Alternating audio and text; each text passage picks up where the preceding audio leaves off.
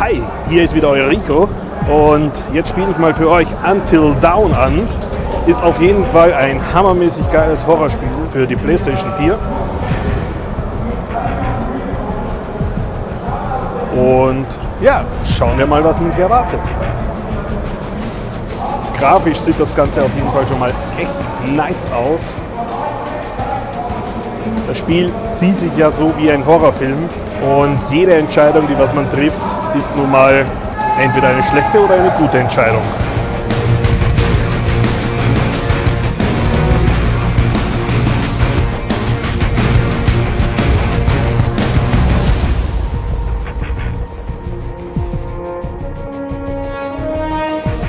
Es ist auf jeden Fall sehr atmosphärisch aufgebaut und ja, wir sehen hier jetzt ein paar Hirsche,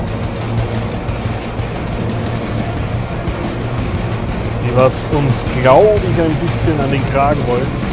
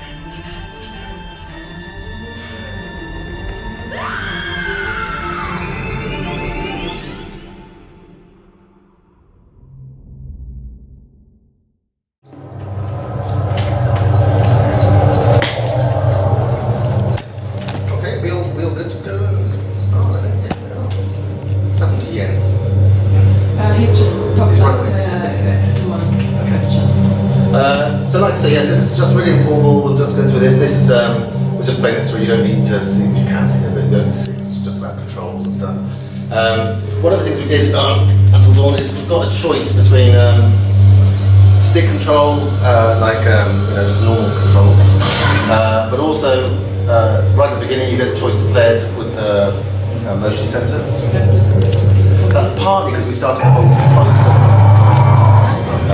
The whole thing off as a move control game. Like 4 years ago, we did a move control version for PS3, and it was kind of more kind of teen horror rather than horror. And the move control was like a flashlight, you know. So whatever you did with that, that's what came up on the screen, and it was first person. We changed it because there was a massive response. We didn't expect quite the big response that we got when we announced it in 2012. A large part of the PlayStation community is saying we want one that's not move as well. We want to play the game, but we don't want to play it with a move because a lot of people thought it was a casual gamer's peripheral rather than a hardcore gamer one. So we went and had a look at doing this with a different thing. We also made a discovery that every time we looked at it in third person, it looked much better. It looked much more cinematic. And the PlayStation 4 was coming along. So that's how the whole thing changed from the PlayStation Move to the PlayStation 4. It got much darker, not just visually, it got darker in tone. It became, because it was being aimed at a more mature audience, it's now kind of proper horror, quite unpleasant in areas. But one of the things we kept was the move control things for the flashlight. It's third person, so it's not essential, you don't need to use it even. But if you walk around, anywhere you're walking, whatever you do with this, the character will do with the flashlight and their head as well. So it just gives us, it's just for a bit more agency really.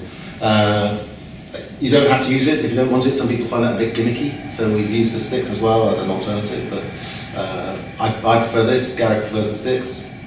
Yeah. He's more old school.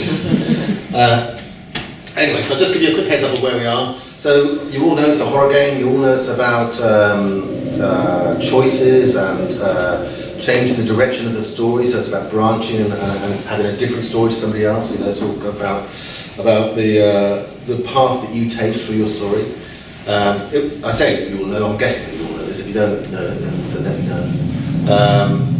It's the concept of everyone can live and everyone can die is there. So you can go through the entire game and get to the end, and there can be one person there, there can be no one there at the very end. You can have 8 people there, you can have any number in between. Does it mean that there's no game over? There is no game over. And there's no restart. So you can't go back to any point of the game and go, okay, I want to do that decision differently. For a couple of reasons. It's not a punitive thing. It's not to make people feel unhappy or irritated. It's so that we can use an idea of perceived truth as opposed to truth. And perceived truth in stories, for me, is a really useful way of doing this thing where you kind of go, okay, I've done that, I know this, and now I know this, and now I know this, and you have a truth in your head, and that truth is as valid as anything else.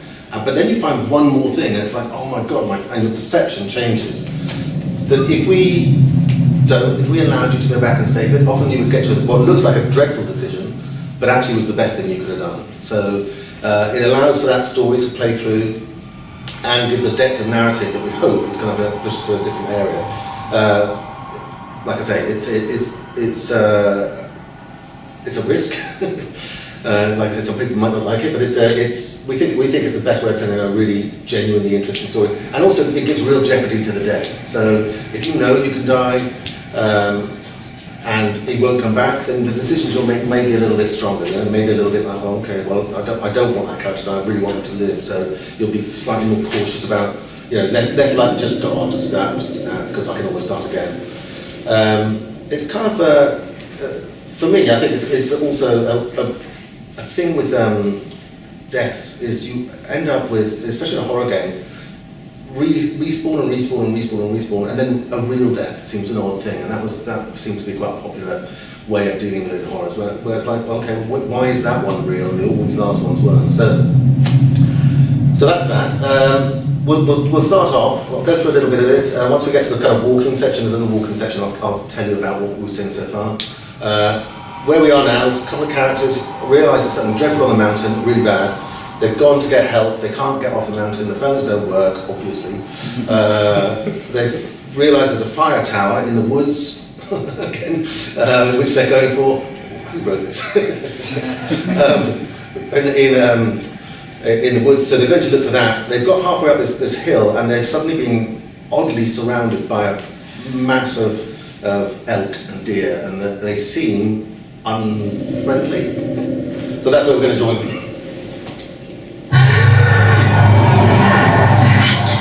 What are you going to do? What are you going to do?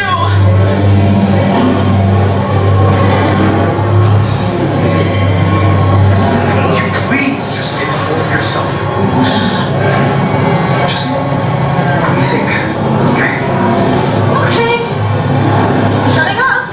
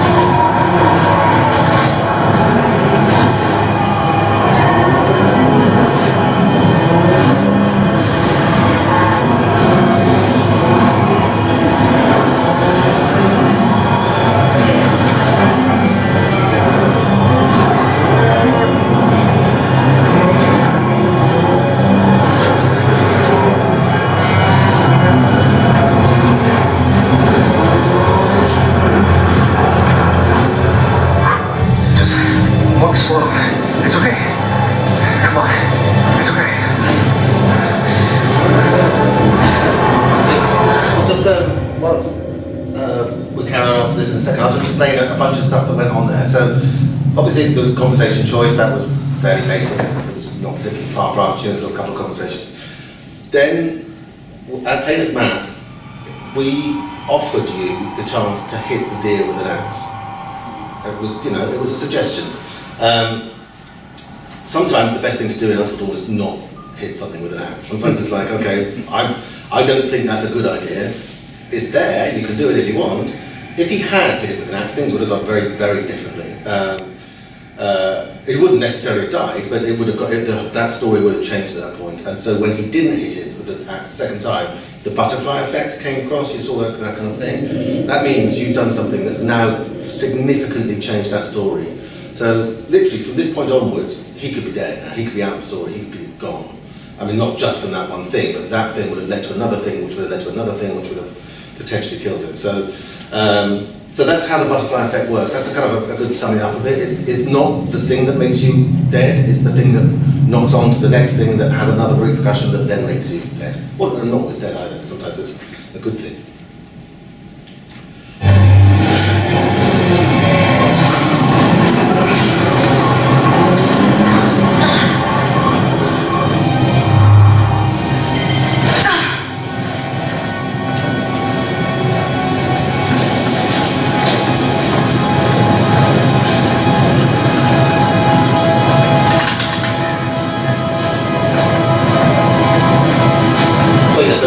If we do manage to get someone on the radio, then we tell them we need help. What do we do while we wait? We go back to the lodge and get everyone else. Oh God, not the lodge. We should stay here in case whoever it is needs to get back in touch with us. Let's get that radio working first.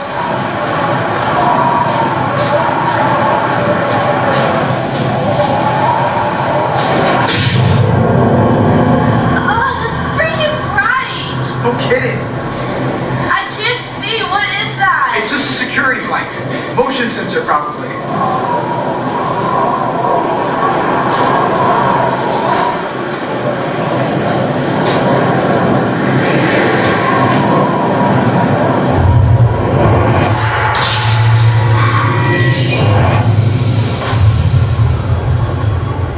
I'll just explain this here as well. If you carry on climbing up the tower, I've got a coat now, I'm burping away, so it's like there's a kind of it's like a help system. It's not really a help system, but there's a glint from a lot of different games using where there's something that you can interact with. It's based on whether or not you're looking towards it. So you can't go to a scene and it'll just like loads of stuff will light up. You've got to be facing it, and your light source has to be able to reach it. So if you have a torch, then that's fine. You can see it at a distance. If you have a candle, it'll be you have to get really close to that flashing light. But it just saves spamming, the environment to build if you're looking for something. The other thing is that totem is collectible, and there are, I think, 50 is it across the game? About this, I think it's 50. It might be 52. 30. So yes. And what they are is they're premonitions of a potential future. So if you pick one of those up, turn it over. The butterfly, which is a symbol for Native Americans for premonition. Why is this so windy all of a sudden? We're almost inside. They carry these premonitions. You get a version of the truth that can possibly happen still. Not necessarily will happen, not necessarily is that's your future, but it's a future that you can have. And if you collect these, you'll get a better understanding of what might and might not happen, which means your decisions as you go forward will be better informed and help you survive. I'll show you what I mean by that in a minute.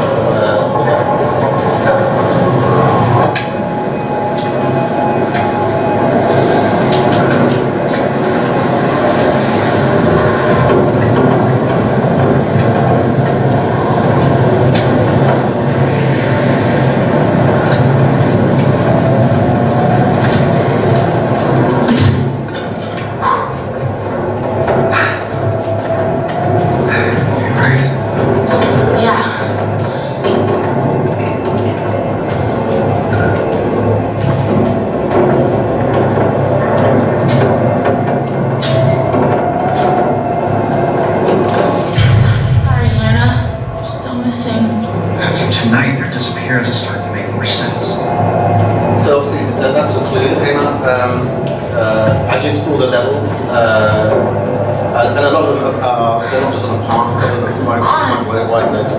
As you explore the levels, there are clues all the way around the game, and those clues are attributed to specific areas of the story. Some of it's about what happened last year, some of it's about the mountain and the myths and the legends and that thing. Some of it's about, if I won't go into the details, there are spoilers, but the more you know, again, the more you know, the more you find, the more you explore, the more likely you are to survive.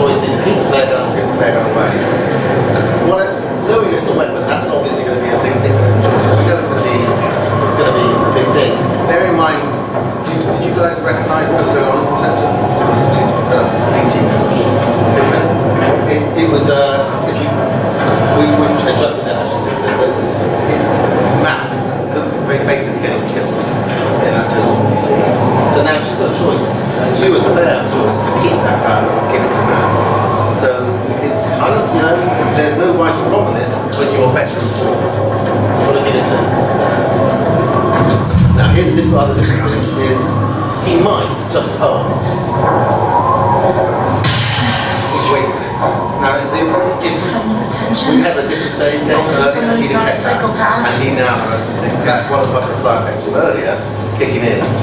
So, again, you know, so you can notice this at this stage.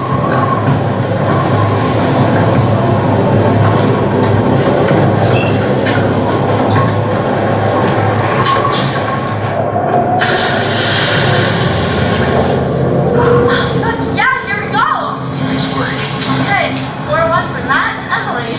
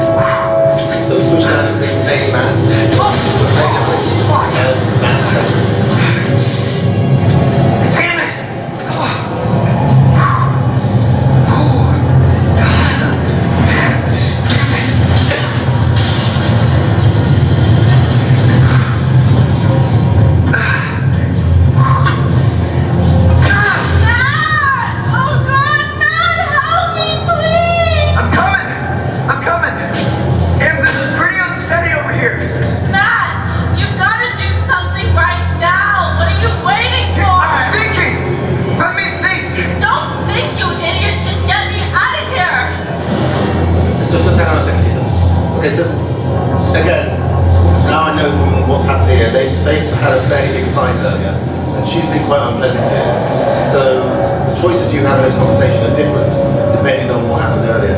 So I can go down and try and sort it. What the fuck is your problem?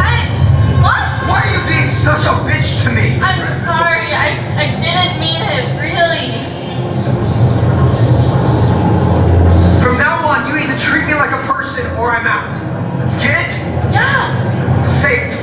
What? Say you'll treat me like a goddamn human being. I'll treat you like a person, like a goddamn human being, okay? You're a person. You're a person. Thank you. Now, will you please get me off this goddamn tower? Please, please, please, Matt, just do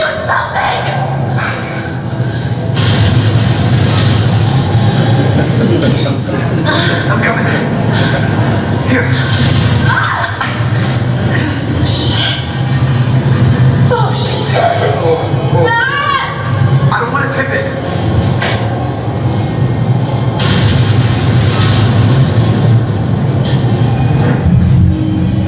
Okay, a big change in stories just going.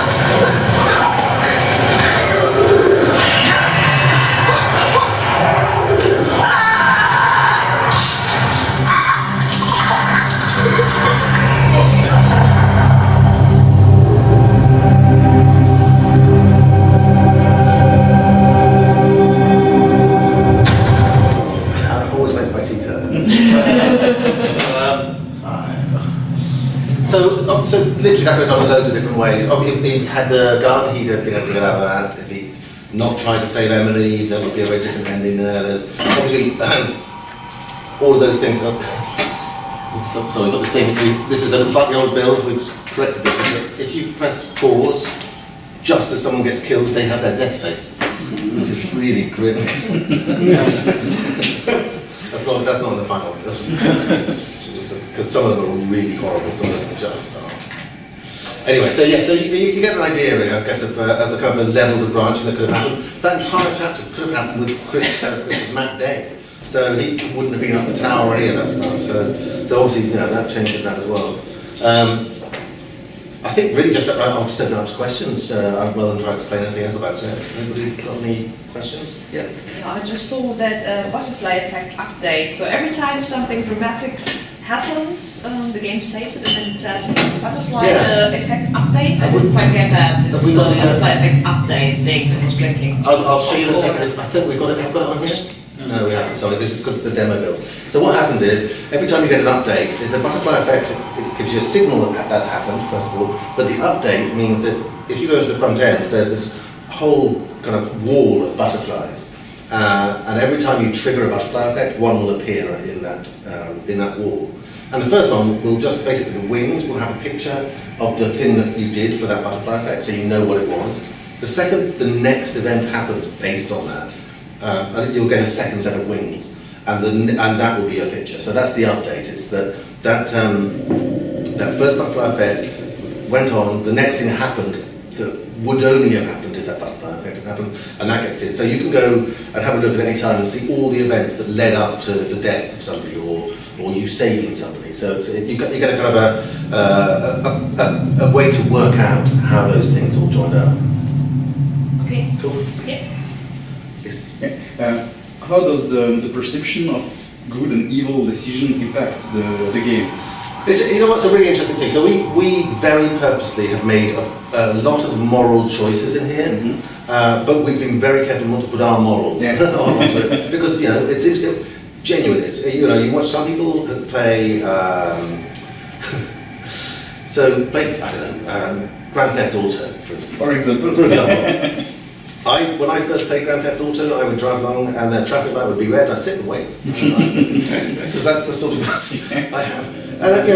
And you have people. I know people who play games will kill everything in there, and other people who go, no, I don't want to do that. So there are no imposed morals, but the moral choices are there. So things like that. That was one exactly like that. Is you try to save Emily or effectively save yourself.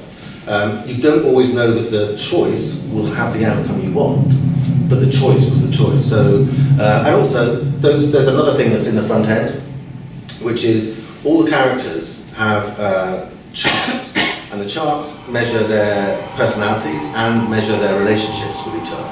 And every time you say something and every time you do something, as well as like the butterfly update, you'll have a character update, and that character update will shift. And it's very bad to have someone not like you, because they might not help you if they're so doing things sometimes that might go against the grain, but might say, it was all about that actually what would really happen, as much as you can. Obviously it's still a horror game, so it's not like a real life, but it's like as much as you could, we try to make it feel that you're put under that pressure, but without there's no right or wrong, it's just a moral thing. So a character could act badly and be saved as well. Yes. Yeah. Okay. Yeah, absolutely. And did you write some character in purpose to be killed? So I don't know. The girl speaks very screamy. Yes.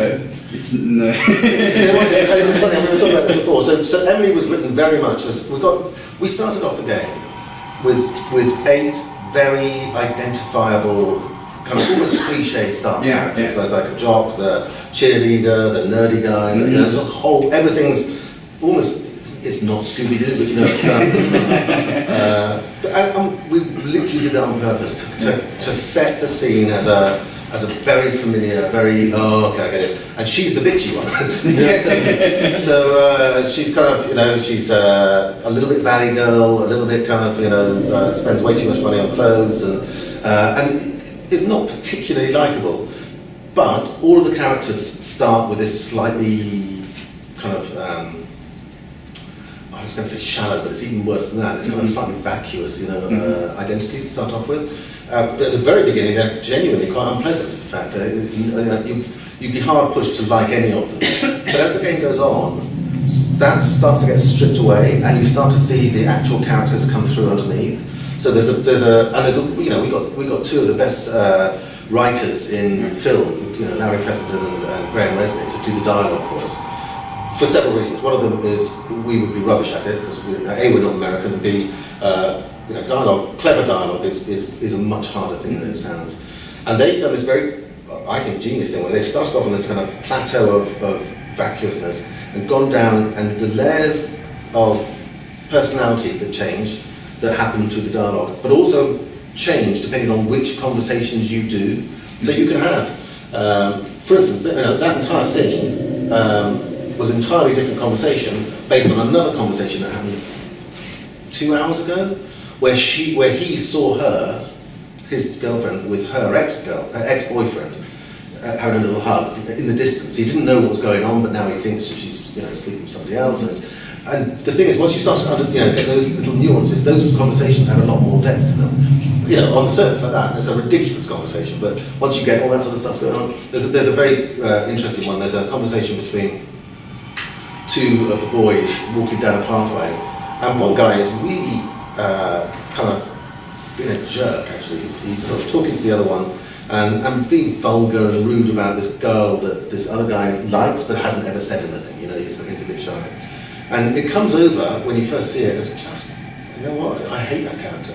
But actually, he's again later on, he has another conversation with somebody else saying, I was trying to push him, and you know, you find the subtlety behind what he was doing, and actually he was genuinely trying to get this guy to be nice so that he would, get this guy to be angry so that he would be nice to the girl, and that would break down the barriers and stuff. So, you know, that's all part of it, really.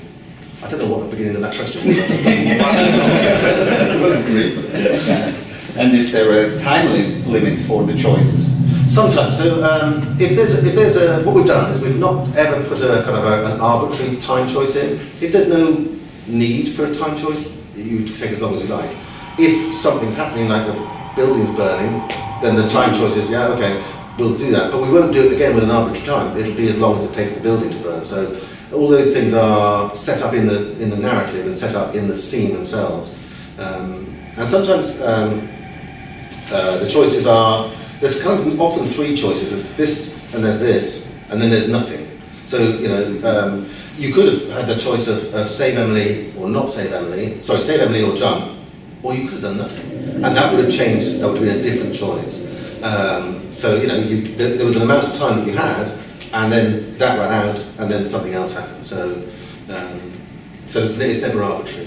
We try to work it, we literally try with the amount of variations, we go through every single choice to make sure there's none that are kind of just, you know, cosmetic. Why did you implement so many choices? I would be really interested to know why you like this style of gameplay where players are forced to decide and why you're so interested in choices. To be honest, for horror, it seems like it's made in heaven, really. It's like every time I watch a horror film, I watch it and I go, "What? Don't do that. That's stupid. Why would you do that?" So, and to be able to go watch a horror and go, "Don't do that. Oh no, don't do that. Okay, that's good." You know, and just change it. That was really it. And also, the other thing is that I think, and this is me kind of going up on one, I think that the PlayStation 4 has an entire audience that's not seen a PlayStation or anything like it before, that has access. The fact that there's a 9-hour story that you're playing this game, right? The fact that in there's way more. There's literally, we worked it out, there are 6 million different permutations for this story. And it's mental, and it's all sat in there. And it's like, why wouldn't you have that kind of ability to be able to tell a story that you're weaving, but we're also directing? And it just feels like it's just a new entertainment. I mean, it's a game. I know it's a game, but it's not gamey. It's not very traditional game. There's shooting, there's exploration, there's combat, there's things, but it's more about the gameplay is the story. It's not gameplay story. It's the whole thing should try and mix together. Excuse me, 9 million of what is in it? 6 million permutations of.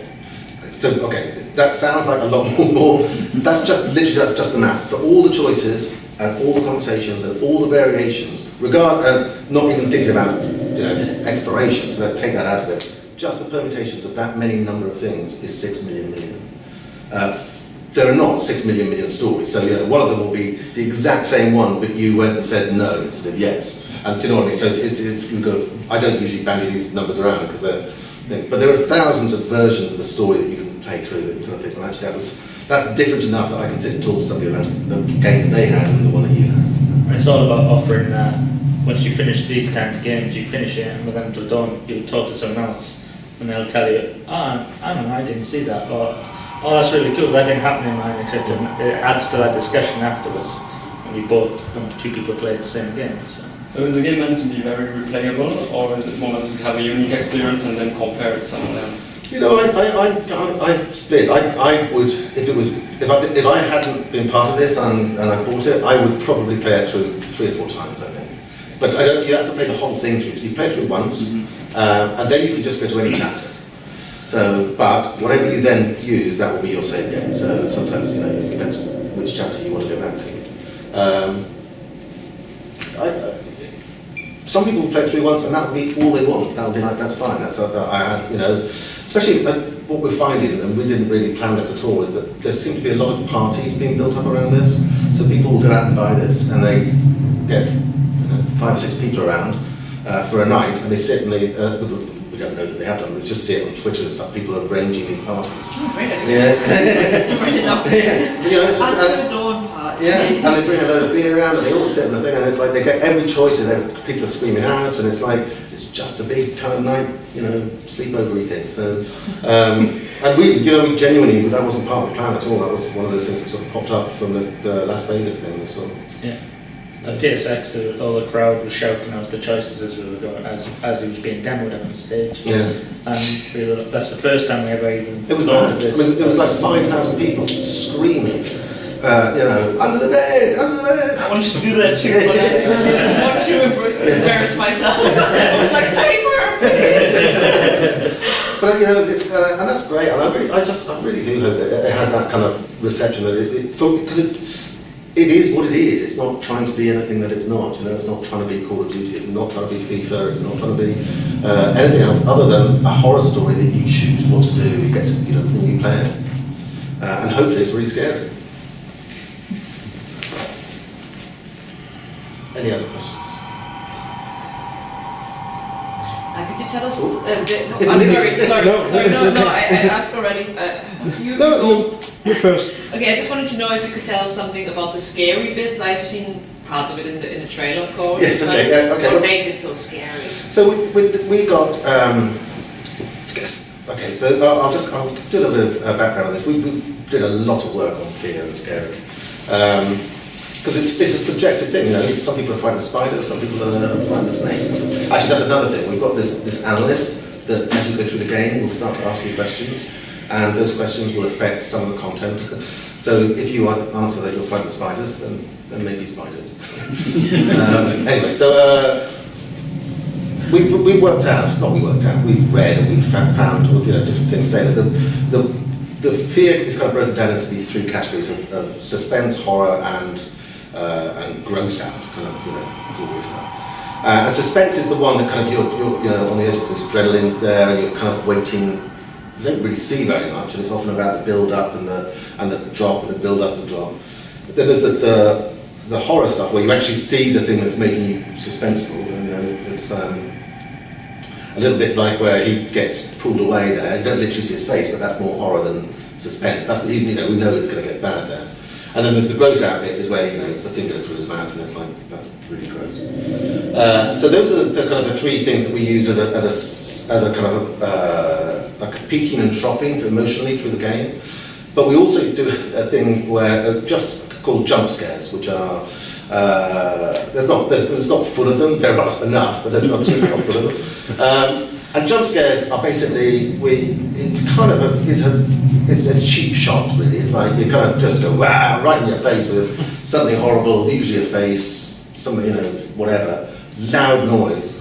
And so what we've done is for those if you've got a PlayStation camera, when one of those is coming up, it will just turn itself on and record your reaction to this thing in your face. So. And you can go to the front end and see the little video of you going,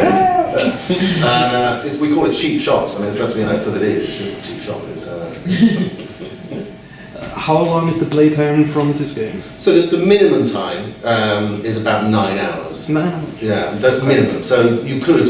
It depends on how completionist you are. So just being in the house, you can go in the house. You can go all around the house and have a look at that. And if you do, you will find things that will help your game. But you don't have to. You can go straight to where you think you should go. And on a kind of A to B playthrough, getting the right things, about 9 hours. But yeah, about 15, I would say. 15 if you were to collect everything and go and look everywhere. Yeah, and look everywhere. And how many endings?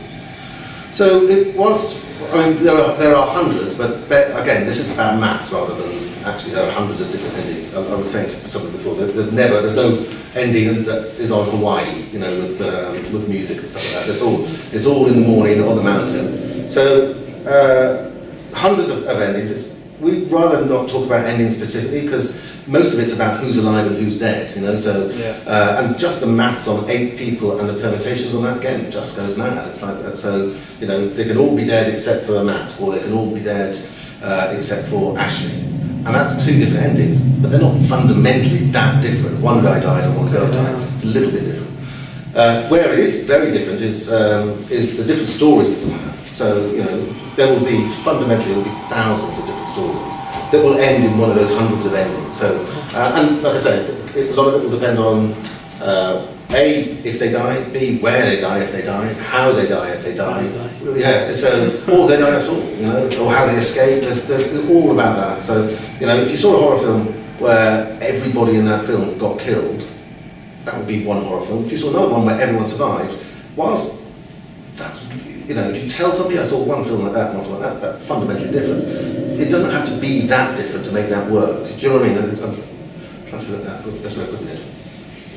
The story is the thing, is the not just the ending. So all of them can die? Yeah. It's also possible. But also bear in mind, this is the other thing to really bear in mind in this, is that you don't always know what's going on. So that whole perceived truth thing that I was talking about earlier is really important. You've got to go, okay, so if you think you know what's going on at any one point, you might, but you might not, because you haven't necessarily discovered something yet. And I will guarantee we don't lie at all in the game, at all. Your perception might be unclear about what happened, but we never do something and then fake it later. So it's always true. And you should be able to go, once you find the other bit of the puzzle, you go, oh god, yeah, now I see what all those things were. What kind of horror movies do you like to watch? Which genres? I really like supernatural ghost stories. I really like, I also really like sci-fi horror as well, you know, like Alien and things like that. I watch probably 5 or 6 horror films a week, so it's hard to be really specific. I just love horror films. But usually in that genre. They're the favourites. I really like The Conjuring that was on recently. That was a really good ghosty one. And Insidious, the first Insidious. Did you like his movements maybe? You know what? I love Joss Whedon. Yeah, Joss Whedon's phenomenally good, and you know, I love Buffy. Buffy was actually, you know, there's bits of Buffy in this. There's bits of that whole kind of just slightly fresher, slightly less kind of somber style of storytelling. And Cabin in the Woods is the same sort of thing. The only thing I don't like about Joss Whedon is it always seems to end up in some massive god that kind of comes out of the ground, and it's always like, oh, okay. Spoiler alert. Yeah. But no, he's great. You know, he's fantastic. Yeah. Cool. Anybody else? Or we push for time? Yeah, it would be over. Depends on you. I'm fine. One more question's okay, or if you still have questions.